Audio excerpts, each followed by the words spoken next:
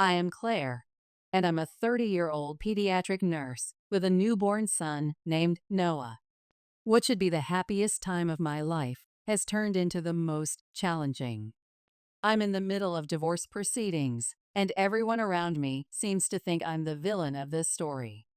I know being a single mom won't be easy, but I'll do anything to protect my son from the toxic environment he would have grown up in had I stayed in that marriage.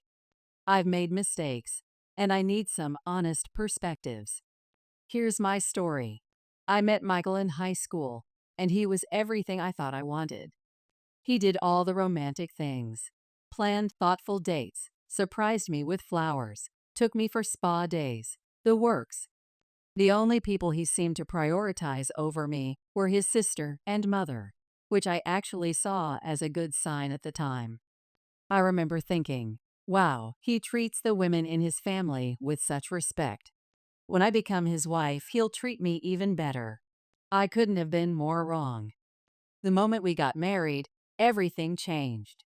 The chase was over, and a new phase began, one where I was completely taken for granted. Emotional abuse isn't something you recognize immediately. It creeps up on you slowly, especially when you're in love with the person. Looking back now, I can see countless red flags where Michael couldn't set boundaries with his family. But love truly does make you blind. At the wedding. My wedding day should have been my first wake-up call. Elizabeth, my mother-in-law, and Amy, my sister-in-law, both showed up wearing white dresses with trains as my maids of honor. When I quietly mentioned to Michael that we had agreed all bridesmaids would wear pink, he dismissed my concerns entirely. Claire, honestly, does it really matter? He sighed, looking annoyed. You're ruining our special day by being so petty. Just focus on something else. But that wasn't even the worst part. They managed to insert themselves into every single photo, even photobombing our couple shots. When the photographer finally got frustrated and asked Amy to step aside, Michael jumped to her defense. She's just trying to have some fun, he said with a laugh. I'm sure the pictures will look better with her in them anyway. Amy isn't some excitable teenager. She's 25 and engaged herself. I felt my cheeks burning with embarrassment, but there was nothing I could do. By then, I was already Michael's wife. After the wedding, the one silver lining was that my cousin had gifted us a beautiful house as our wedding present. I thought having our own space would help us build our life together, away from the constant influence of Michael's family. But even though we weren't living with them, Michael spent every single weekend at his mother's house, leaving me alone in our new home. When I brought up that we hadn't even gone on our honeymoon, his response left me speechless. We'll take the trip after Amy's wedding, he said casually, not even looking up from his phone. That way Amy and Jason can come with us. I felt my stomach drop. Our honeymoon? With your sister and her fans? Why not? It'll be fun. He seemed genuinely confused by my reaction. I should mention that Jason, Amy's fans, doesn't even have a job. I tried talking to Amy once about how marriage comes with financial responsibilities. She just laughed, flipping her hair over her shoulder. Oh, don't worry about that. Michael will take care of everything. He always does. The truth was hitting me hard. I couldn't change anything unless Michael saw the problem, which he clearly didn't. Every time I tried to discuss it, he'd either change the subject or make me feel like I was being unreasonable. Weekend visits. After weeks of spending weekends alone, I decided to try a different approach. If Michael wouldn't stay home with me, I'd go with him to these family gatherings. The first and last time I tried this, I dressed up nicely and brought a homemade cake, hoping to surprise them pleasantly. The moment I walked in behind Michael, the temperature in the room seemed to drop 10 degrees. Elizabeth and Amy were there, of course, along with Jason. Their faces showed everything but welcome. Well, this is a nasty surprise, Amy said with a smirk, and everyone laughed like she'd just delivered the punchline of the year. Elizabeth's response was even worse. She looked at me with cold eyes and said, "We don't have enough food for unexpected guests. This is family time. We don't usually include outsiders." I looked desperately at Michael, hoping he'd say something, anything, to defend me, his wife. But he was staring out the window, completely checked out of the situation. I felt like I was drowning in silence. Later that evening, "I should go," I managed to say, my voice barely above a whisper. Michael wordlessly handed me the car keys. As I turned to leave, Elizabeth's voice followed me. "Bye, dear. Try not to be so jealous and clingy next time. It's not attractive to intrude on family time like this." I drove home with tears streaming down my face, my knuckles white on the steering wheel. That night, Michael came home with flowers and expensive chocolates. The next day, he took me to my favorite restaurant, the fancy continental place downtown. It was his pattern. He wasn't blind to how his family treated me. He just chose not to stand up to them. The following weeks. For the next week, Michael treated me like a queen. Expensive dinners, surprise gifts, sweet text messages throughout the day. But as soon as the weekend rolled around, he was gone again, back to his happy family. This cycle repeated for months. Weekends of abandonment followed by days of overcompensation. Eventually, even the make-up gestures stopped. When I expressed my loneliness or asked to spend weekends together, his response became increasingly dismissive. "Claire, you should be used to this by now," he'd say with an exasperated sigh. "Why can't you understand my family obligations? You're being overdramatic." A mother's advice. Feeling increasingly isolated, I confided in my mother about my unhappiness. Her solution caught me off guard. "Maybe having a baby would help," she suggested over coffee one afternoon. "It would give you something to focus on, and Michael might spend more time at home once he's a father." I immediately pushed back. "Mom, that's a terrible reason to have a baby. You can't use a child to fix a marriage." But the seed was planted. The idea took root in my mind, growing stronger each lonely weekend. I started imagining it. Weekend mornings with a baby, family time that Michael couldn't ignore, a reason for him to stay home. Would fatherhood change him? Would a child finally make us feel like a real family? The baby discussion. One evening, I carefully brought up the topic of having a baby.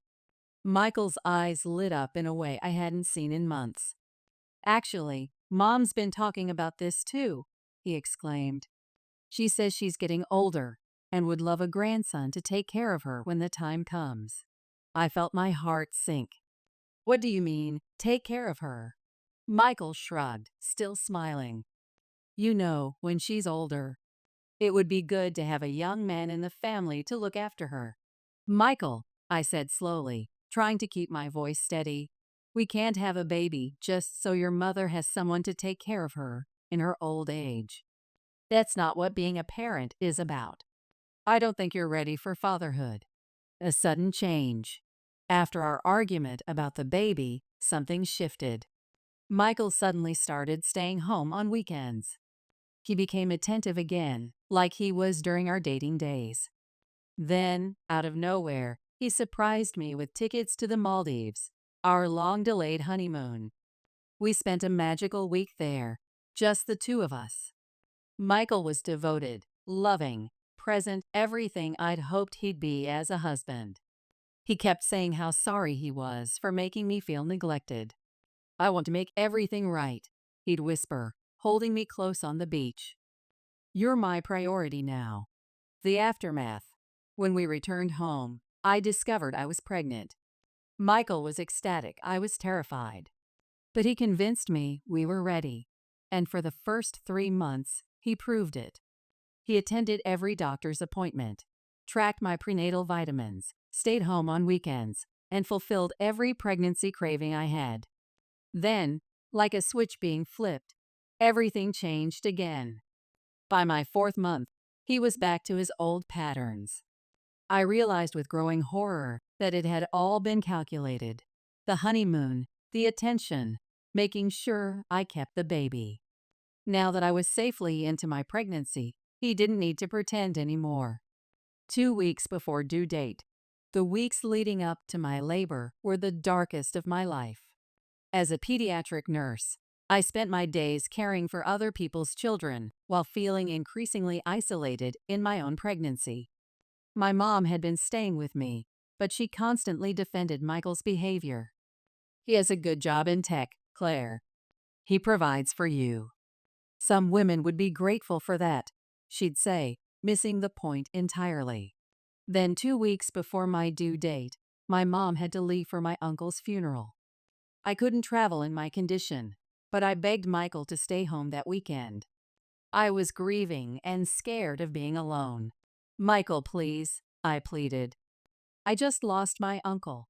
I'm emotional, and I really need you here." His response was cold and practiced.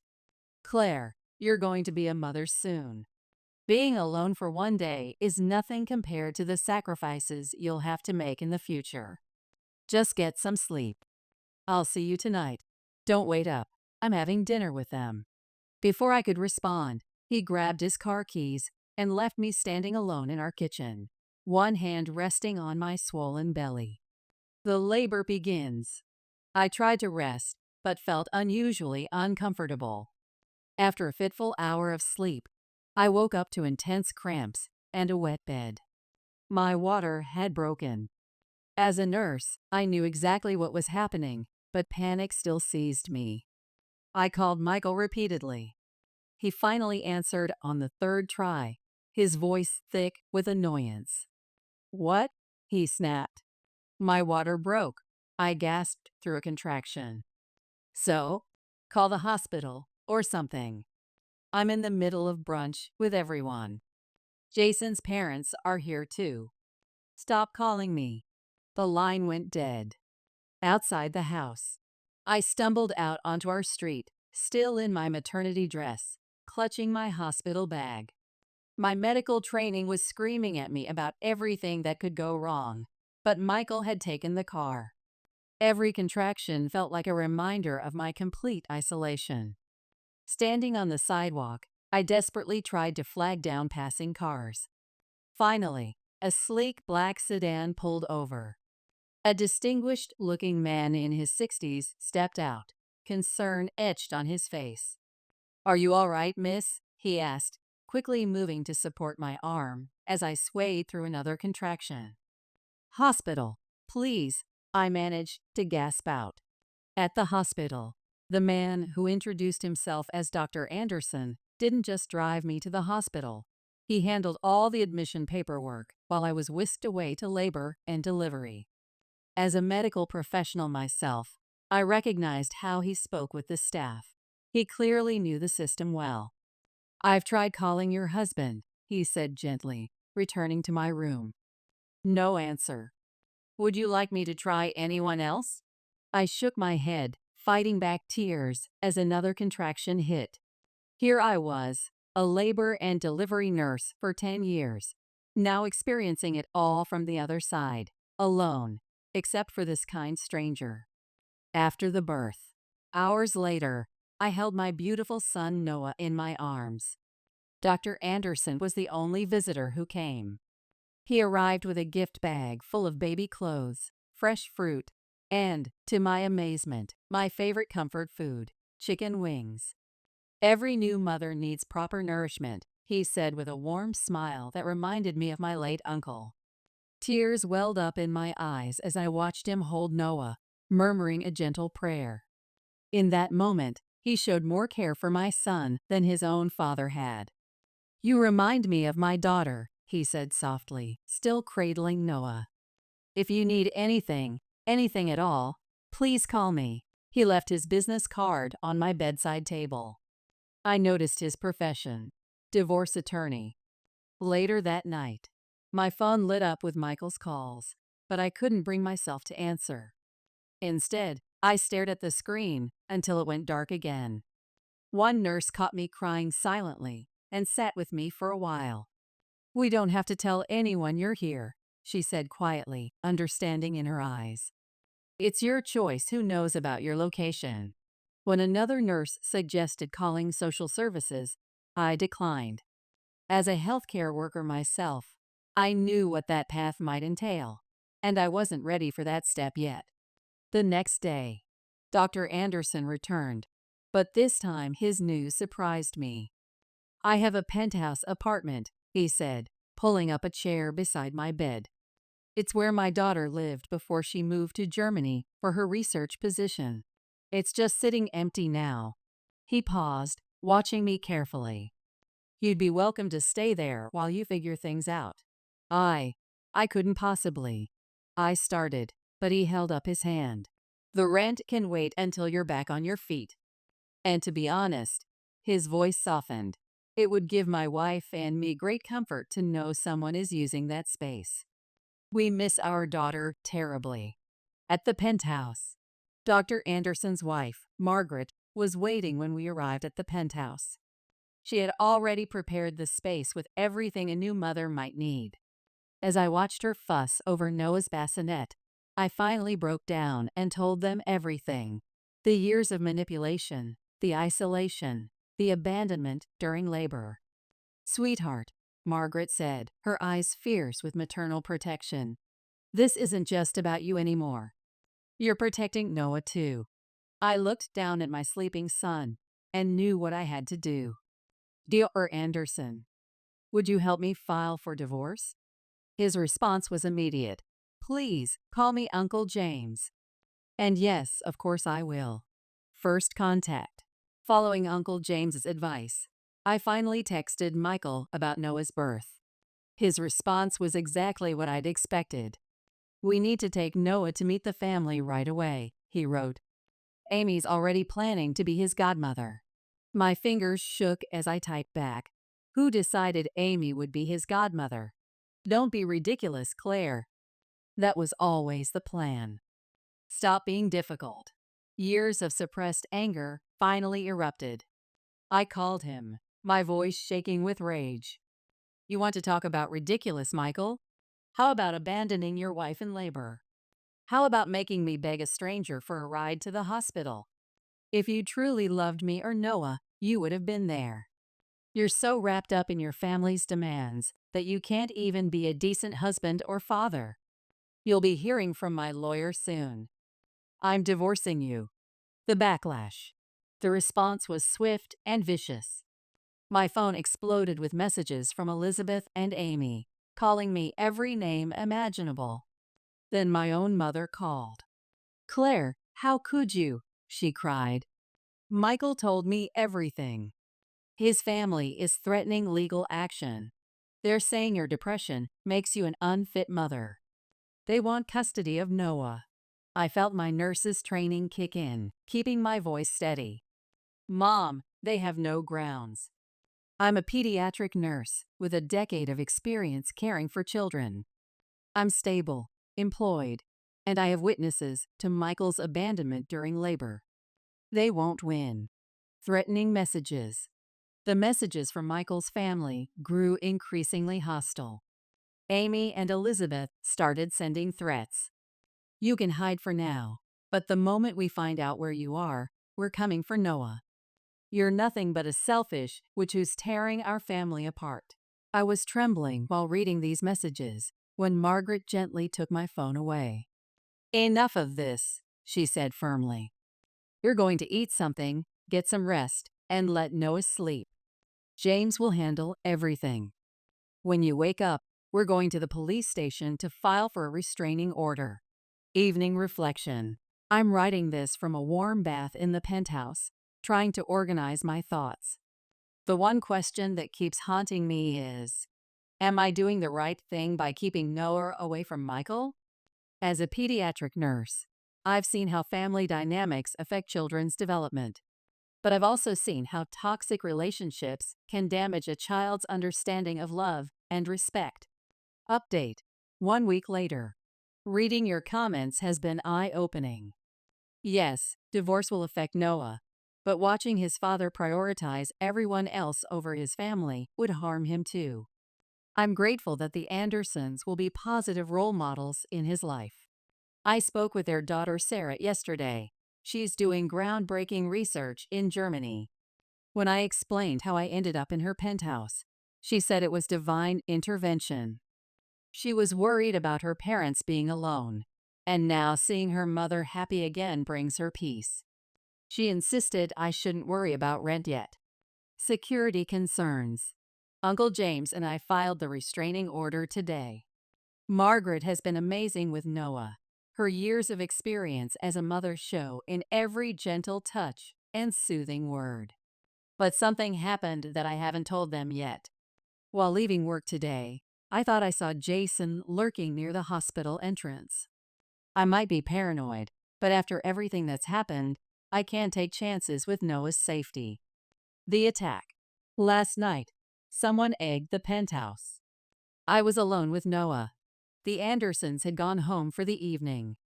The sound of eggs hitting the windows sent me running to Noah's room, my heart pounding. He was screaming, terrified by the noise. For 15 endless minutes, I held him close, trying to stay calm while my nursing training kicked in, keeping my breathing steady, speaking softly to Noah, focusing on his immediate needs rather than my own fear. The next morning, Margaret arrived early, frantic with worry. She immediately suggested we move in with them, but I had to decline. If we move, they'll just target your house next, I explained while gently rocking Noah. We need to handle this legally. Uncle James didn't waste any time. As I write this, he's overseeing the installation of a comprehensive security system, complete with cameras and direct connection to emergency services. The attempted break-in. The security system proved its worth sooner than we expected. Last night, it detected someone trying to break in. Security footage showed a person in a black balaclava. When the police arrived, they caught Jason trying to flee the scene. During questioning, he broke down and revealed everything. They had planned to kidnap Noah.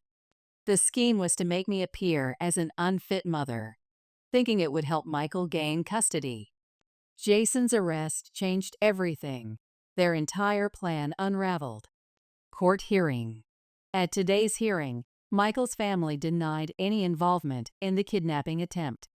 Unsurprisingly, they've completely abandoned Jason. Not one of them has visited him in custody. Even Amy, who was supposedly so in love with him, has already started dating someone new. After the hearing, Michael caught up with me in the parking lot. He grabbed my hand, his voice desperate. "Claire, please," he begged. I realized my mistakes. "Come back home. You and Noah belong with me." For a moment, I felt the old pull, the desire to believe him, to give him another chance. Then I remembered all the times his promises had proven empty. I pulled my hand away. Save your act for someone else, Michael. A man who can't even act like an adult has no business raising a child. You need to grow up first. The look of shock on his face as I got into Uncle James' car was priceless. For the first time in ages, I felt truly in control of my life. Final update. The court granted me full custody of Noah, with Michael getting limited visiting rights. I've decided not to appeal the visiting rights. As a pediatric nurse, I've seen too many children struggle with complete parental separation. I explained my conditions to Michael clearly. He can never take Noah to see Elizabeth or Amy. Any violation of this rule will result in immediate legal action to terminate his rights. New beginnings.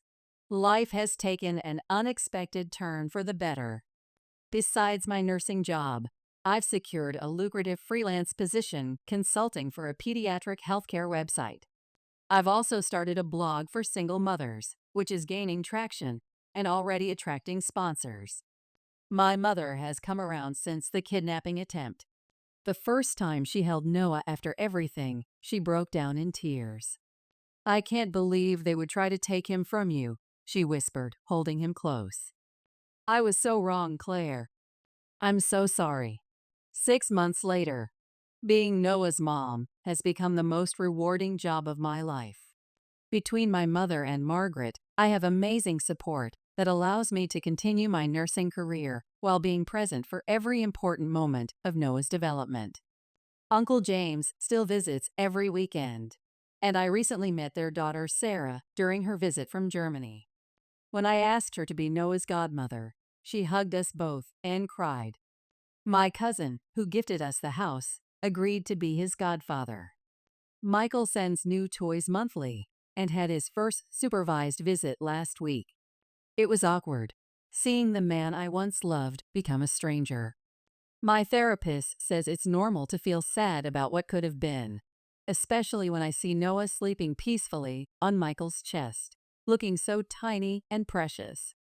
I took a photo of that moment and had it framed for Michael's birthday. When he saw it, he stared at it for a long time before thanking me quietly. I've noticed small changes in him since becoming a father. Maybe it's the wake-up call he needed. While our marriage is over, we're learning to be civil co-parents for Noah's sake. As I write this, Noah is learning to roll over and trying to crawl. His first word was "bee." Though my mom insists it's just babbling, I know he's trying to say bee because of his favorite bumblebee toy. These precious moments remind me that every difficult decision was worth it. Sometimes the bravest thing you can do is protect your child's future, even if it means rewriting your own.